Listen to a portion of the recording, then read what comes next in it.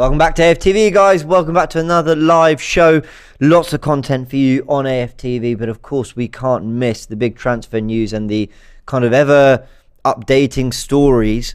And it's about a guy called Mudryk. Have you heard of him, Turkish? Yeah, spoken about him a couple of times. He's come up a couple of times. But listen, there's actual updates. There's actually quite a bit to discuss here, and we'll go into it all. Of course, we've got everything covered on AFTV. Go check out. Has Bias come out? There's a Bias show, wasn't there? Yeah, Bias show came out. Yeah, Transfer Daily as well. There's a vlog coming out later. There's Tactical Insight. So there's plenty of stuff for you guys to enjoy. And of course, we will be discussing the Mudryk stuff here. Do check out all the transfer. These are really high. There we go. Go check out all the Transfer Dailies that come out every morning. Robbie, as ever, ultra committed to that show, up at 6 a.m. to do his research and find out. Listen, I guess we should be grateful we're not doing that, to be fair. Yeah, because that's a proper shift. No, not with the constant news that's coming in. It's all about the same player. Well, it is. Let's get into it, guys. Send in your comments. Ali A already has said Mudryk to Chelsea. Arsenal are getting this guy, says Samuel. Act like a big club and get him, says Evol. Big up Chelsea, says the Undertaker CFC. There's a lot of, everyone's talking about the same stuff. They rejected 62 million. This is getting ridiculous, says Maurice. Yeah, basically, they rejected 60 whatever million it is that Arsenal offered. Yeah, well, listen, it's up to the club. It's up to the club that owns the players that people are. When people are like, Anthony's gone for 100 mil, so they're well within their right, and then someone else will throw him, but Gakpo's gone for 37 mil. It's all up to the club what they decide, and if they continue rejecting it, it's up to us to decide. Do we continue going for it, or do we go to the plan B? And I do hope there's a plan B, because you can't just rest all your laurels on one player. Like Vlahovic last January, if that whole saga was true, look how it ended. Because we didn't get him, we didn't get no one. Yep. So I don't want similar this January. I think we need to get at least a couple bodies in my honest opinion. But starting off with one would be a good platform going into the next crunch games, because Tottenham United are less than 2 weeks away. So hopefully we can get a player under our belts by that time. So Tottenham, we've got Sunday next week, so there is time to do something there. And then United are exactly a week after, so there is actually a lot of time to get some stuff done. And I do think Arsenal have this opportunity to be proactive. Let's just have a little look. Okay, so I'm just pulling together all the tweets. 7 hours ago, Fabregas Romano, representatives in London from Shakhtar, they will be at the Chelsea City game. Chelsea and Shakhtar will discuss Mudryk in the next 24 hours. That's a little side plot we've got to talk about. Charles Watt says Shakhtar are not backing down over Mudryk and are willing to postpone talks until the summer if £88 million valuation is not hit. Chelsea now in talks just to make things more complicated. Ben Jacobs then comes in. Chelsea interest in Mykhailo Mudryk doesn't worry Arsenal. Arsenal remain optimistic. Shakhtar will still want more money up front and an overall package closer to 80 million euros. The second bid was under 70 million euros. Okay, lots to get into there. Before we go a little bit more into the Chelsea stuff, because we have other updates on the Chelsea side of things. The second bid was rejected. Call it 60 to 65 million, whatever people want, but it's around that kind of money. Are we entering a period of, all right, if they're not accepting this, let's just move on? And if so, why do we care that much about the money? Yeah, listen, at the end of the day, it's not our money, but we've seen Arsenal misspend money in the past that's put us into situations that I didn't ever think we'd see with Arsenal. So I guess you got to be sensible. That's why I said before, I hope for a plan B, because it is getting to that stage now where if he is the right player and this is the one that Arteta wants, and for him there's no plan B, then pay the extra money. Because, Arteta's done very well in the transfer windows. Yep. If you put his whole time together, the way he's got rid of players and the players that he's brought in and what they've brought to us. So if that's Arteta's man and he's saying there is no, conversation about a plan B, then go get him. 88 million, 80 million, whatever it is, cool. I think Arteta's done enough to warrant that last few players to finish off his process. But if there is a plan B, then maybe we have got to that stage where it's time to consider that plan B, or at least maybe throw a feeler out there to make Shakhtar rethink and think, okay, maybe it wasn't all eggs in one basket for Mudryk. Maybe they have other options, and then maybe they come back to talk to us. The reality is, whatever we say, we're just speculating, because context is everything. If the Cronkies and Arteta were at this table and they said to us, "Oh, we've actually got 200 million for this January if we want it," I'd be like, "Oh, well, if he's your number one, get him then, because what's 80 million out of the 200 spent in the budget?" Maybe they're saying that, what you've got in the summer, we'll bring it forward for this title charge, something like that. It also depends on the list of plan Bs. If the plan Bs are 50 million pound signings as well, then I'd say, well, for 20 million more, you get your first choice. So context matters. The other side of it is, well, are you telling me that Mudryk's the one, but if it's not him, there's maybe a 30, 40 million pound option? Because ultimately we're talking about depth more than first team quality. And then maybe a midfielder can come in as well. Is it, well, we want to get Mudryk for 80 million now, Tielemans in the summer on a free, but actually we could do Zaha for 35 and Tielemans for 25? Like all this context, it's very hard to know what the options are for Arteta. Yeah, I've seen Zaha mentioned in the chat a couple of times. I'd be underwhelmed by Zaha now, I think. Because Mudryk is an exciting young talent, whereas Zaha is a player we've been linked to in the past. It felt close in the past. It's never happened. And he's probably on his last contract in terms of playing at a high level, in my opinion, the next one. Don't get me wrong, Zaha's a good player. And it add quality to the side, for sure. He knows the Premier League. But when you're kind of built up to a player that's young, exciting, and to be honest with you, although a whole host of clubs are not in for him, the quality he has, I'm surprised about that. But it's nice that he's kind of been open about coming to us. Yeah. So yeah, for me, it's Mudryk or someone else that is quality. But like I said, this might be Arteta's man. It might be him or nobody. So then that's very much when it's over to you guys. And I don't just mean Edu here, I mean Kroenkes as well, and Vinay, and whoever deals with all these things, Richard Garlick and all of this stuff. But yeah, what we offered, the last one was 70 million euro package, right? Something like that. And then what was the last Twitter guy that you said? He said Ben Jacobs. Ben Jacobs. He said 80 million euros. And what was the other one? When we offered 70 million, apparently. The other under 70 million. Before Ben Jacobs. It was, I can't remember. he said 88 million, whoever that was. Charles Watts, 88 million pounds, he says, whereas Ben Jacobs said they want 80 million euros. That's quite a big difference. It is a difference. About 15 million difference there, pounds. But yeah, I think if we're that close in terms of we've just bid 70 million euros and it's a case of 10 million more, I think you get it done. Yeah, Dave Jordan says, we're not talking about depth, we're talking about competition. We need someone as good as Martinelli, not a backup. Yeah, do you know what? I hear that. I do hear that. That's a fair point. There is something to be said. I'm going to rant about Chelsea in a bit. There is something to be said for sticking to your guns as a club and not going to just whatever any selling club wants. And you're right. Shakhtar have every right to demand whatever they think he's worth. They have every right to go, no, he's a star player, if not our star player, and we're not going to let him go for cheap. Fine, absolutely. But then I've got all the respect for Arteta and Arsenal to go, well, we're not going to do it. Because if you look at clubs like Man City, I know they paid 100 million for Grealish, but that's actually a little bit of a one-off. They've actually tended to not really break. I know they spent big money. I know people go, what? Are you crazy, Man City? But if you look at the last 4 seasons... No, they spent wisely. I would say they spent fairly wisely. When you look at the productivity of the players they brought in, 50 millions here, 60 millions there, and they've been winning league after league. Grealish was the one that was kind of like, whoa. Yeah, some might say Phillips now, but I think Phillips for 42 million worth a gamble, good player, and he's had injury problems. Yeah. But I think players like Haaland, for example, they got for 50 something because they waited for the release clause rather than paying the 120 million for Kane the year before.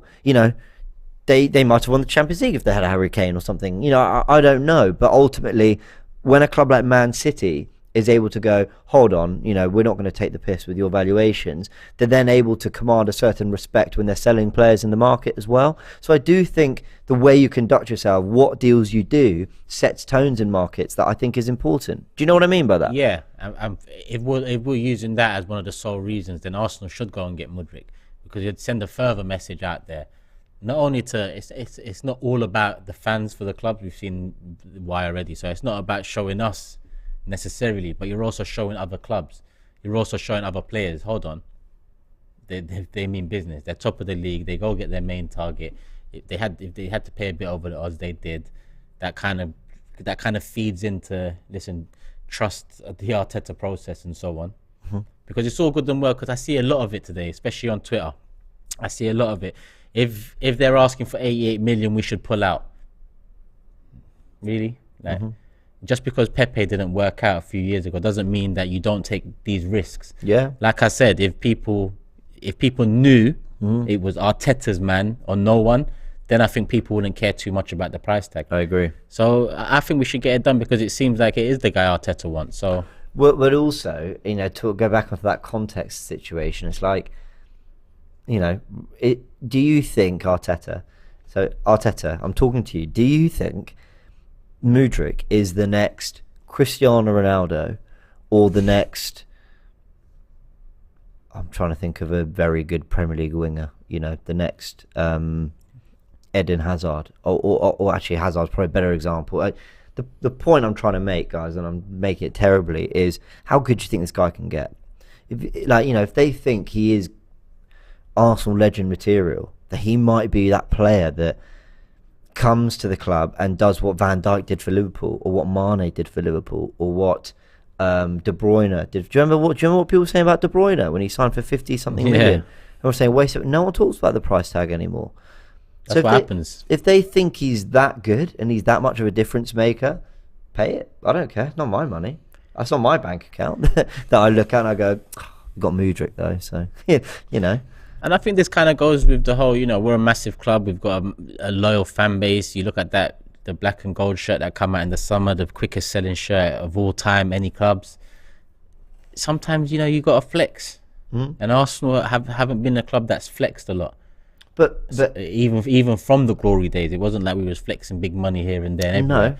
No. But it's football's money now. That's what it is. And Arsenal make a lot of money in the loyalty customer department. Us, well, I say us, I haven't bought stuff for years now, but don't get me wrong, we're top of the league. If we go out and buy a top young player and have to spend a bit over the odds because it is the right man, that's further evidence that, okay, the Kroenkes might have changed their ways. Okay, we are kind of starting to move, you know, into better times. Yeah, well, we are in better times. We are. But to stay here and build on here, you're going to need things like this. NP says we're going to be treated like United and get ripped on every other player, though. Not necessarily, because Liverpool spent what, 75 on Van Dijk and 70, was it 70 on Alisson? Something like 68, 70. That doesn't mean that they then went on and got bumped for everyone else. That's true. Gakpo was a fair price, 37 mil. Yeah, it depends how you... Thiago, 30 million. Yeah, that's a good point. It depends how shrewd you are in the market, and you look at contracts and you look at situations, and you know, you be wise there as well. Because I'm not saying we're going to become a Man City and start spending consistently at that level, or a Chelsea spending that much money in short periods of time. Well, Pavel says, fellas, Mudryk deserves every penny. It's about 10 million more. It's nonsense for Arsenal. Don't give it to them. The boy is the next big thing in football. Mark my word, bros. I hope we get him. We have to. He's convinced. Pavel's convinced. Because if you put it like this, we wanted this guy for 6 weeks. We offered 70 mil. Say you tell someone that, and then we rejected it. And that person then asks, but how much did he go for in the end? And then you reply 80 million to Chelsea. Doesn't make sense when I'm saying. No, yeah, you're right. 10 million was the difference between. If we were only willing to go to 40-50 and you went for 80, that's one thing. Yeah, you're right. Yeah, that's what I mean by it. It's just a small difference in what we're, you know. I see a lot of, some of the chat agree, some of the chat are saying, nah, it's ridiculous money. Well, if 80 million euros is ridiculous money, does that mean 70 million euros is not ridiculous money? Well, Killswitch has reminded us that we did offer 80 million for Lamar. I think it was more. I think we offered like 90 That was 90, I remember that. 90 million for Thomas Lamar. What? Like, you know what's so weird about that, right? I remember that whole summer thinking, do you know what? We might splash 40, 50 million on Thomas Lamar here. Arsenal make 90 million pounds. The last 2 days or something, isn't it? The day that, deadline day, the day that City were trying to bring in Alexis Sanchez. Oh, yeah. And we tried to get Sterling in a deal and all of this stuff. We ended up rejecting a £70 million bid from City for Sanchez. And we ended up for him letting him go on a swap with Mkhitaryan in January. See? Yeah. They got a lot to make up for this ownership. Trust me. Fair enough. So if it's 10 million, it's 10 million, man. If Arteta wants him, go get him. That's it. Connor says, wasn't it 70 million for Zaha? It was, and I don't mean to be that guy, but that was 3.5 years ago, and there is inflation now. Like 70 million today isn't what 70 million was 3.5 years ago. What do you mean? That's he might be using that point to justify that we should be paying what we need to pay for Mudryk now. Fair enough. Yeah. Because if it was 3 years ago, market has moved forward since then in terms of high fees. Yeah, fair play. Fair point, Connor. Let's talk about the Chelsea angle in all this, because I did save a tweet. Let me just find it. It was an update from Matt Law. He's very informed on the Chelsea front.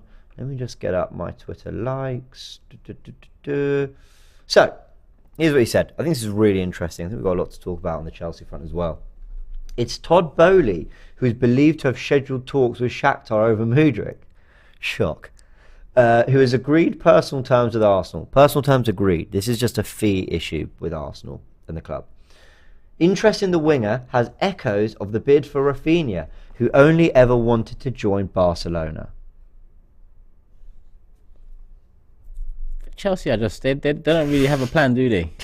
It's a bit mad what they're doing over there. But listen, I hope it comes back to bite them in a few years. To be honest, I don't really believe that they're in for Mudryk. I more believe that's been put out there to maybe increase the price, the offer from Arsenal. No, I fully believe Todd Bowley is trying to sign after buying Sterling in the summer, same position. The guy doesn't have a... No, I don't want to say the guy doesn't have a clue. Obviously, we're yet to see what he's going to do as Chelsea owner. I actually don't know how happy fans are. I'm sure they're just probably waiting to see what he does.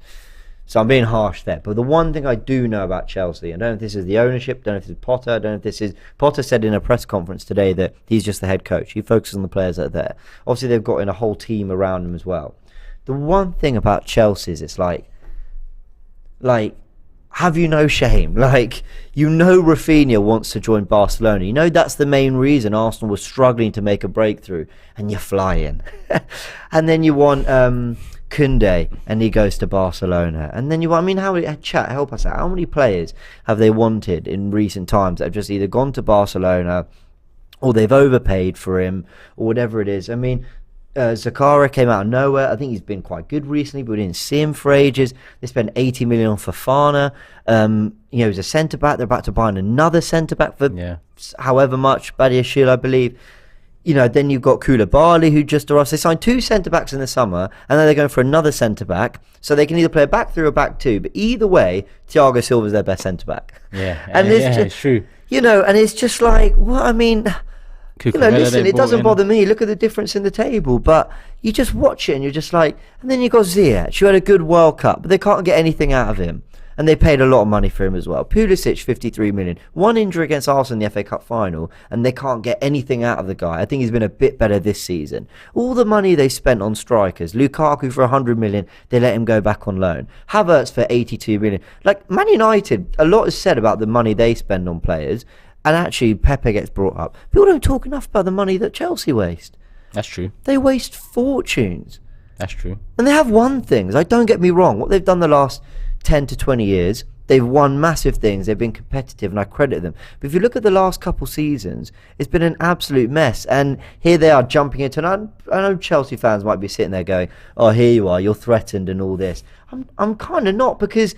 Even if you sign him, you can end up with a player who's been posting about Arsenal on his Instagram for the last 2 weeks, doing interviews with Zinchenko's wife and talking about Arsenal. If you get him, I can only laugh about it. I don't know. I find it really, really strange. And I do think they'll get it right, because they're a club that tend to get it right, Chelsea, eventually. So, Chelsea fans, I do think they'll get it right at some point. But at the moment, it just feels an absolute mess. Yeah, no, it does feel a mess. I think Chelsea fans can admit that. Maybe not the ones in the chat right now, but I talk to Matisse week in, week out, and I think you've even talked to Matisse recently, because you got the Talking Tactics show on DR. And listen, he's a changed man.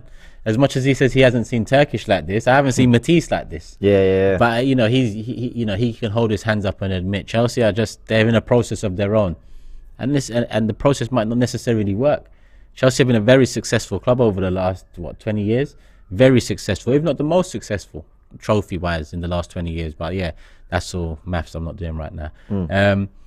But the time comes. Take this from an Arsenal fan. A time comes when you're no longer that high flying great club. You know, messy situations can really take its toll on the club. But the thing about it is, and their saving grace is, Todd Bowley seems to be open to spending money. And that's so if they get the right people in the right positions, and I'm not saying Potter's not the right person. I don't know enough about him at Chelsea yet to say that. But if they get it right in that department, and then they have that money there and that type of ownership that's just willing to let them spend it, then 100% they will have their time again. Yeah. But you look at United, who have never stopped spending post Sir Alex, never. And they've never got back to that level again or anywhere near it. So it's not necessarily you spend the money and put the names in place, because United have gone for a Van Gaal, they've gone for a Moyes, they've gone for a Mourinho, Ole Gunnar Solskjaer, now it's a Ten Hag. Very different types of managers in very different phases of their managerial career. When Arteta came, Arsenal fans doubted him, a lot of Arsenal fans doubted him, let alone opposition fans outside looking in. In 3 years, he's managed to turn it around in a sense where he's put us in a position that Chelsea would love to be in right now. Tottenham would love to be in right now. United would love to be in right now.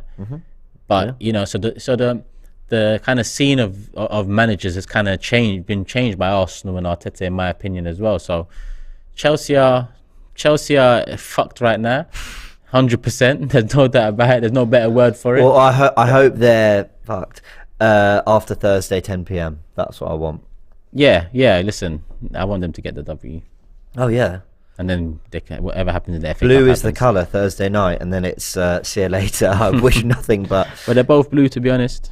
But yeah, true. Chelsea are the home team. Yeah, look, we need them to do us a favour. But I just, when it comes to this Mudryk thing, am I worried? No. And you know what? When the Rafinha thing happened and other clubs were coming in, I was a bit concerned. And we've had it before. Jesus, you know, Tottenham were in, and then Chelsea, and then Real Madrid or whatever were mentioned.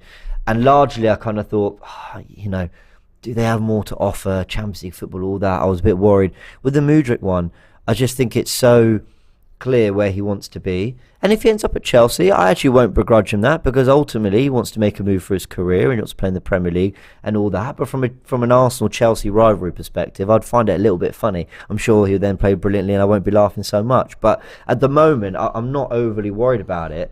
But we'll see. We'll see what happens. I mean, they're going to get Enzo Fernandez, it looks like. They're going to get a new centre-back, Badiashile, I believe.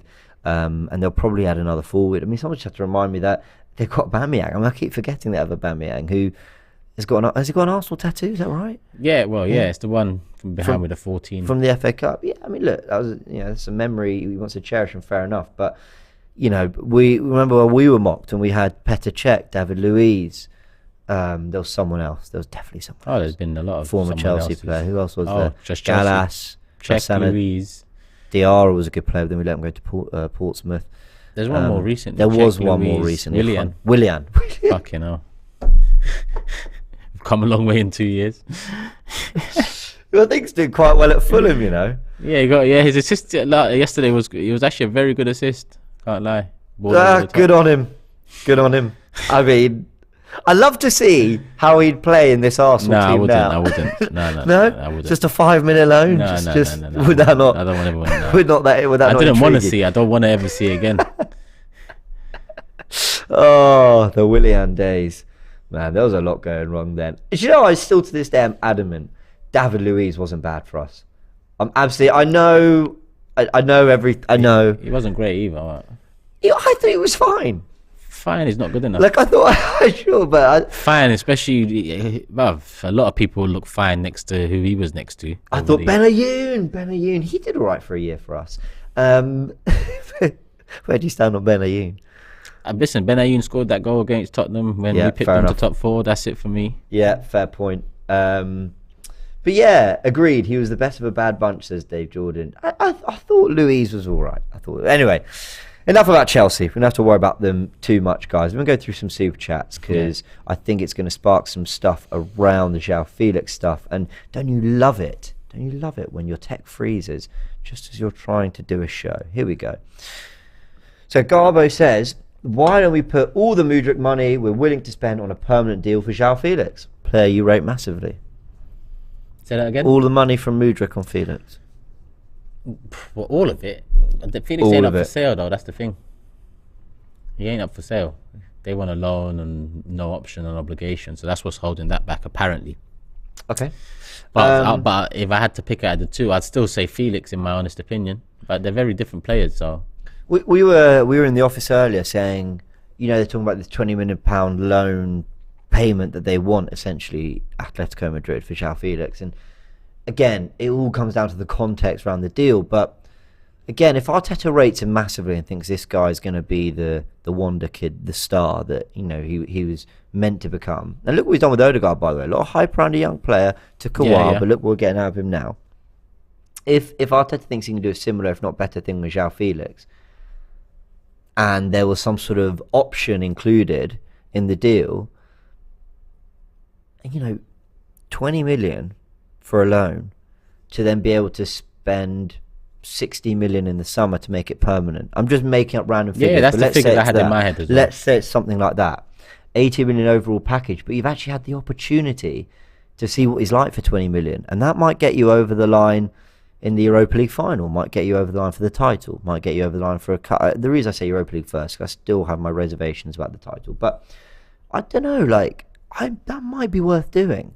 Yeah, but listen, like I said, if it's the guy Arteta thinks finishes off the forward line in terms of, he is a striker option, he's not an out-and-out striker, but who is in this modern era of football? It feels like that's a dying breed, and that's me saying that from a point of view that I want that type of striker still. But if Felix is available and the quality I've seen from Felix, okay, it's gone a bit very stale at Atletico Madrid, but he's still a young player with quality. He still gets his head down, does his job. He doesn't really kick up a fuss. So for me, it's worth the risk. But it needs to be an option. We can't just have him here. He does well. Yeah, it can't be 20 million and then see you later. And we bumped your price they go sell him to someone else for 40 million more than we have to offer. It needs to be you see the 2060. That's what I had in my head as well. Ezekwe says Mudryk to Chelsea, Felix to Man United. This club, man. Well, look, let's just wait and see what happens. I'm not particularly stressed about it. Abdullah says, for the first time, I think we should pay, not because he's worth 80 million, because that extra 10-15 million is worth paying than going through the hassle of paying the same 60 million for less talent. Not many left wingers out there. That is a great point, because ultimately, unless whoever you're going to want to get that's that level of quality is going to cost 50, 60 anyway, so why not pay the 10, 15 to get your first choice? And it goes back to what we said earlier. Yeah, because at the end of the day, when other clubs are watching you, offer these amounts for Mudryk, if you go on to another player of quality, you're going to be paying that amount anyway, because they're going to hold that for the amount that they know you have, if not a little bit more, to test the waters a bit. So you're essentially then saying the plan B will cost in and around the same as your main guy. Just go get the main guy. Let's move like that club now, because we're moving like a different club compared to recent times this season in the league on the pitch. I don't think anyone could doubt that. Let's match the energy that these players and Arteta has shown on the pitch and in the training ground with the people off the pitch and in the boardrooms. It's their turn to match what Arteta and Edu and the players have created on the pitch and in the league season and so on. So let's see if they do it. I'll be very frustrated if we didn't get Mudryk, if I'm honest with you. But let's just see if they do it. Ash says our front line costs 6 million and we expect Mikel to compete. I get what you're saying, Ash. There's two sides to that, which is he's actually not invested massively in the front line since he's been at Arsenal. Odegaard's a midfielder. Jesus coming in for 45 million. Willian was a free. Aubameyang was a re-signing of the contract. He's actually not really put a lot of money into the front three at all. So I'd love to see what kind of wide players he can get. When you see how well he's worked with Sane, Sterling over the years at Man City. Now Martinelli and Saka, who I thought Saka was electric yesterday. I thought that was one of his best performances I've seen in an Arsenal shirt in terms of the amount he was running at players and just causing havoc. I don't know. No? I don't know. I think he was the most successful of the three behind Eddie in terms of finding space and making runs that had some sort of impact in the box. But I think Newcastle just done very well all round in nullifying us. So I wouldn't say one of the greatest games or one of the best games I've seen Saka in, but Saka on a bad day for me is still good enough to cause problems. I just thought the way he was driving with the ball and carrying us up the pitch was huge. He was the outlet. Yeah, and I saw other players just struggling, which is probably what kind of raised my opinion of Saka's performance even more. I saw Martinelli, Odegaard. Nketiah was brilliant, but struggling to do the running with the ball bit. taking it past 3 or 4 players, and Saka doing that successfully. So yeah, I get what you're saying. Shress says Arsenal are on the rise. Mudryk should be throwing his toys. Should be throwing out his toys and twerking for us. He's barely scored in the UL, Ukrainian League. Also, he won't get global fame and love Arsenal fans offer. I think he's basically saying that it's a massive opportunity to come to Arsenal and he should be doing everything he can. But I think at the same time, he's doing more than I think any player I've ever seen. Well, maybe Fabregas is up there, but I blame Spain for that. Sure. Marcus says, my concern is the circus around Mudryk and what happened last January with all the PR around Vlahovic. I know he wants us, but money talks. Come on, you Gunners.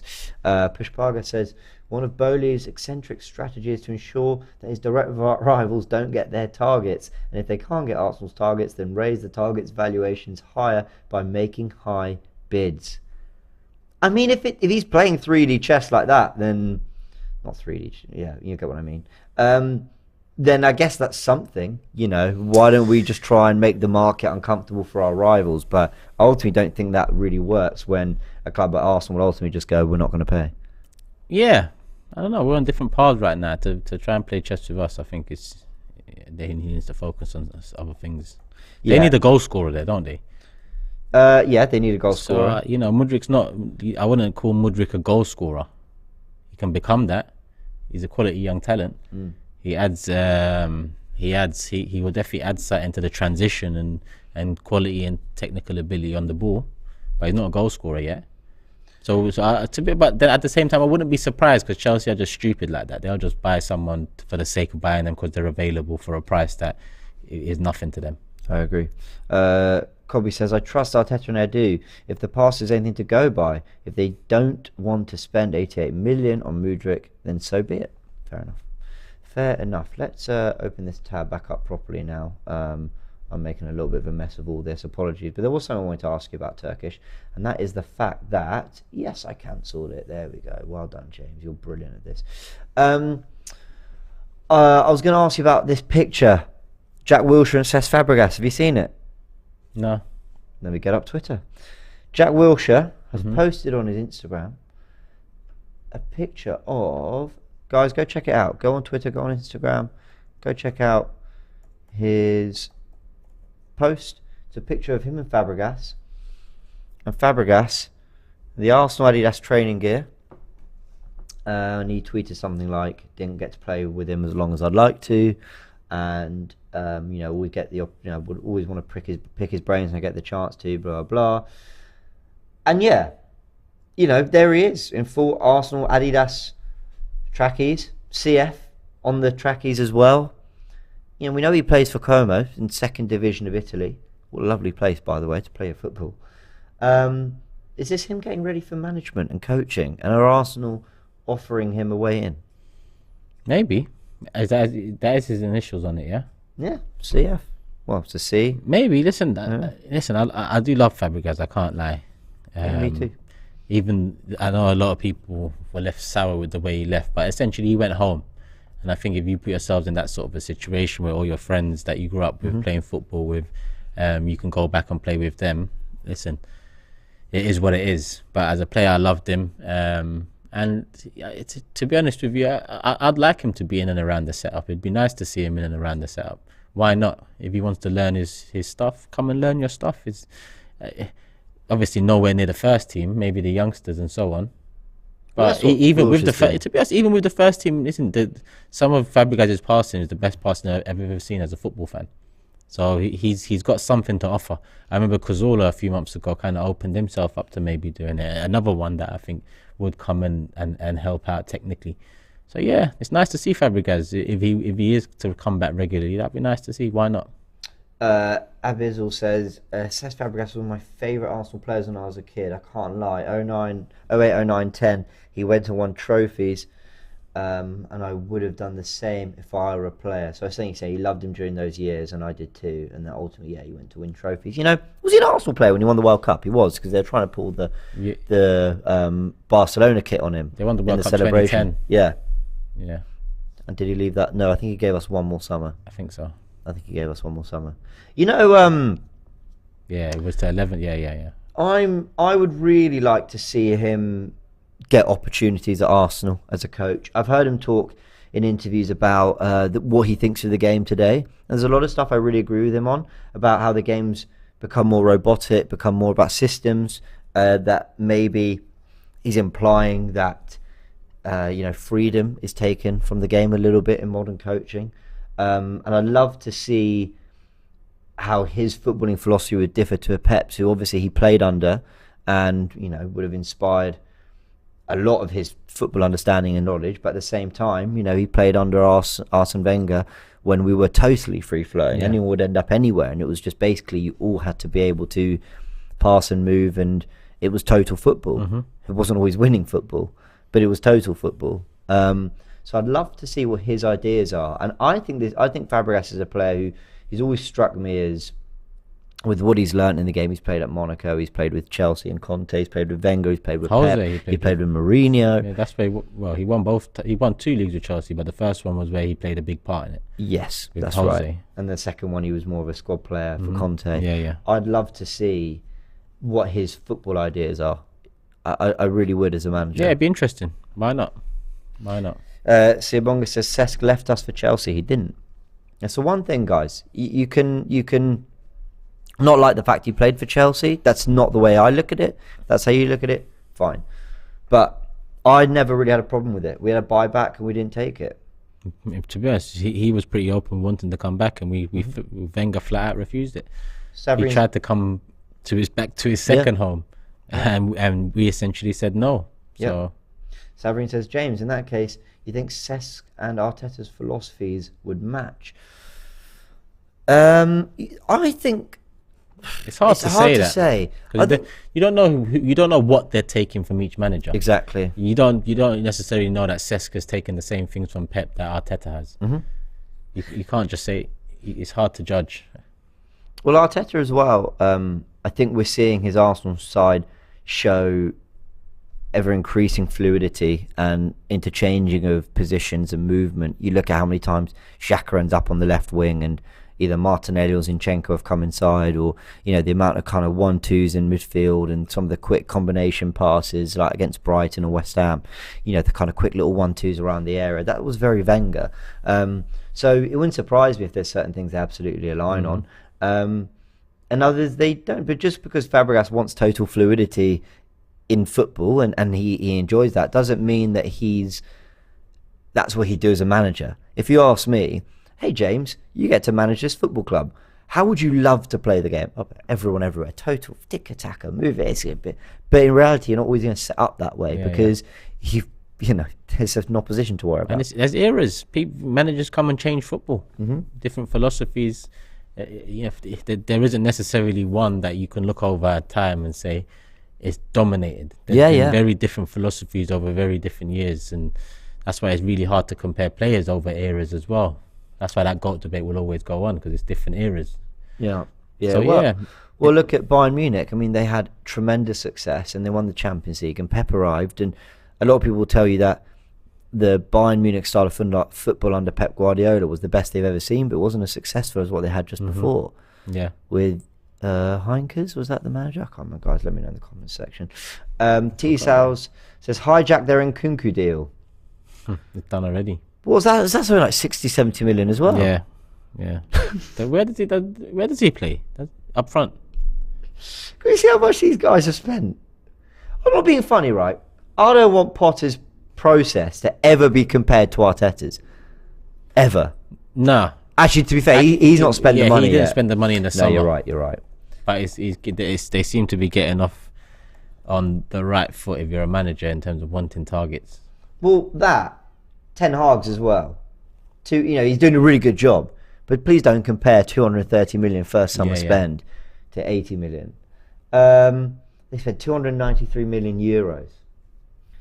Fofana, Cucurella, forgot about that. Oh my word. That's a big first window. Anyway, do you know what? I should just stop doing this. I'm just winding myself up. But yeah, I'm sure they'll spend a lot of money this January as well. Brandon, I'm actually worried we won't get anyone in. Are you worried? Not worried that we won't get anyone in. I think we'll definitely get someone in. Whether that's enough, another debate. I'm worried that it might not be our main target though, or targets. Yeah, well, Cameron says 80 million on Mudryk or get no one because the right people are not available. He's putting a quote mark. Yeah, that's what I don't want to hear, if I'm honest with you. Yeah, I hear that. Yeah, because this is a massive club. In order to continue moving in the right direction, you can't just have one man on the list and then when you cross that man's name off, that's it, done. You need to have a plan, and that's deeper than one player for each position that you want to strengthen. But also, I just really struggle to believe in any football philosophy in which only one player is the right player. I mean, over the years, Pep Guardiola has wanted Van Dijk. He's wanted Alexis Sanchez. Fred. Yes, he did want Fred. He also wanted Jorginho, I believe. Yeah, that's true. And he didn't get them, so he got alternatives. And you know, and they've still been tremendously successful. So I'm kind of with you. I don't really want to hear, well, who did Man United want all summer? It was De Jong. Yeah. They ended up getting Casemiro. So at the time, I was not critical of that deal. I thought he'd be good for them. I don't think anyone thought he'd be a bad player for them. But you wonder, you know, is this just classic Man United, 60 million on a holding midfielder, you know, that Madrid are happy to let go and he's in his 30s and all that. But he's been absolutely immense for them. Yeah. And that's because that was a plan B that worked and they made sense. They paid a little over the odds. If you believe the rumours, it might have been plan C. Rabiot was linked in between. Oh, my God, yeah. Different players, though, which is what's strange. Yeah, they are.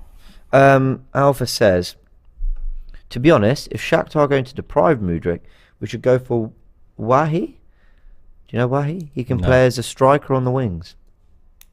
Oh, I've actually never heard of him. Apologies, guys, unless I'm misreading it or I'm being silly. Ryan says, do you think Arsenal will go in with another bid? Yes, I do. Do you? Yeah. Yeah. Rizwan says, as much as I would love to watch Mudryk transfer daily with Robbie for the next 30 days, move on if the next bid gets rejected. Midfielder is crucial. Yes. Delaney says, what's the league title prize money again? Splash. I mean, yeah, fair point. I have no idea what it is, to be fair. Ibby says, Mikel learnt from the mistakes against United and Southampton. If we can't win, don't lose. We need, in my opinion, our own Dzeko. I don't know who fits that profile, though.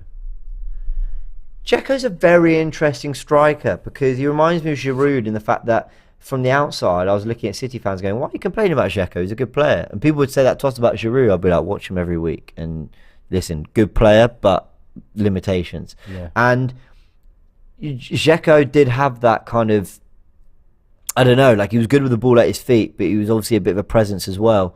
So a player like that, good striker, Dzeko, man. He was, yeah, of course he was. But maybe you're right. I think when these kind of, well, we're more wrong than anything. But when players are at our clubs, they're under the microscope a lot more. Absolutely, in this league, they're under the microscope a lot more.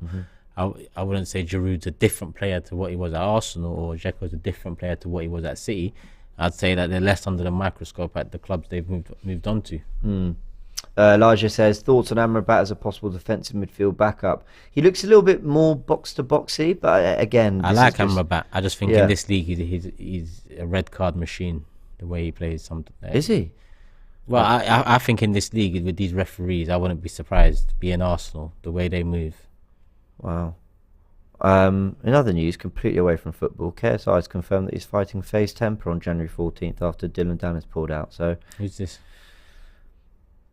Oh, don't ask me. I just know that he's been doing he's been in that world. But again, I'll do my research. But if you guys are interested in all that, there you go. 10 minutes ago, the latest from Fabrizio Romano on Mudryk. Arsenal Buzz have posted this. So these are quotes apparently in the YouTube that's linked below. So if you go on Arsenal Buzz, you'll see it. There's a lot of quotes here. Should we go through these? Chelsea have been calling people at Shakhtar and people close to Mudryk to explain their idea, to attack the player, but also to explain the project they will have. So basically saying that Chelsea have been trying to convince the player. Okay, Pulisic could leave. They've said that. What's going on now? They're meeting in London at the Chelsea-Man City game. Representatives of Shakhtar and representatives of Chelsea. So Chelsea are here. Why? Because they wanted to wait some days for acting, but now they see that Arsenal have still no agreement with Shakhtar. This is why Chelsea decided to act and have first conversations.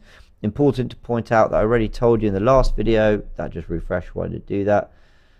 Where did I go? Sorry.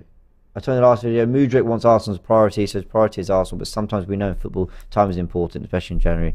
I always told you time is important. Anyway, okay, I think we get the point. They're in for him, but he wants Arsenal, so we'll see what happens there. Any final thoughts on the Mudryk stuff before I move on? Get it done, ASAP. Let me give you this bit of news. Why is it not in the title? Because I'm just a little bit sceptical at the moment about the reports, but Declan Rice to Arsenal has been talked about. Now let me read you a translated article from... Oh, I deleted the translation. It's from philosophies.net. They've sort of said that Arteta has given or will give a green light to a Declan Rice transfer, and that a lot of clubs in the Premier League want him, and that Arsenal one of them. But then they said that some of the stuff, their reporting's come from England reports as well. So I'm just keeping a lid on that one a little bit. We'll just see what happens there. Listen, I think Arsenal is absolutely a destination that a Declan Rice would be really keen to go. I think we could be a good move for him, but I just don't believe that that's a priority for us right now.